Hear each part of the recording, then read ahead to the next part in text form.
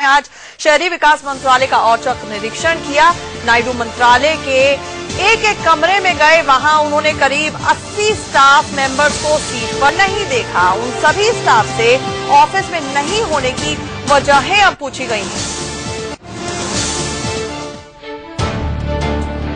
सुबह करीब 10 बजे शहरी विकास मंत्री वेंकैया नायडू अचानक अपने मंत्रालय पहुंचे। उनके साथ 7 बड़े अफसर थे। नायडू सीढ़ियों से चलकर ऊपर के फ्लोर पर गए। थोड़ी देर चलने के बाद उन्होंने बाईं ओर एक दफ्तर का दरवाजा खोला। नायडू दफ्तर के अंदर बने एक केबिन में गए।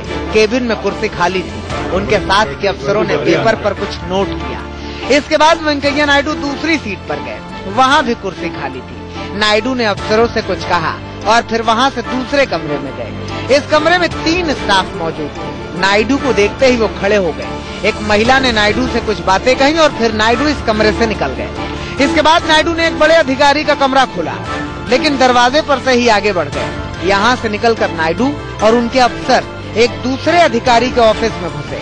दरवाजे पर शिप्रा मित्रा एडीजी आर्क का नेम प्लेट लगा था। ऑफिस के अंदर कुर्सी पर एक सज्जन मिले।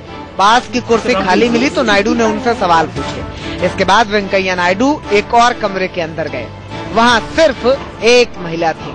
आसपास की कुर्सियाँ खाली थी। इसी तरह नायडू एक एक कर मंत्रालय के पूरे दफ्तरों में गए। जहाँ जहाँ भी कुर्सियाँ खाली मिली, उन स्टाफ के नाम लिखे गए। इसके बाद नायडू लिफ्ट में कैंटीन गए, वहाँ का भी जायजा लिया। इस औचक निरीक्षण के बाद वेंकैया नायडू ने ज्वाइंट सेक्रेटरी को निर्देश दिया। सूत्रों के मुताबिक नायडू ने ज्वाइंट सेक्रेटरी से कहा कि रोज सुबह वो टाइम से ऑफिस पहुँचे। जिस रजिस्टर में स्टाफ के दस्तखत होते हैं उसे चेक करें। समय पूरा होते ही 15 मिनट के अंदर रजिस्टर उठा लें।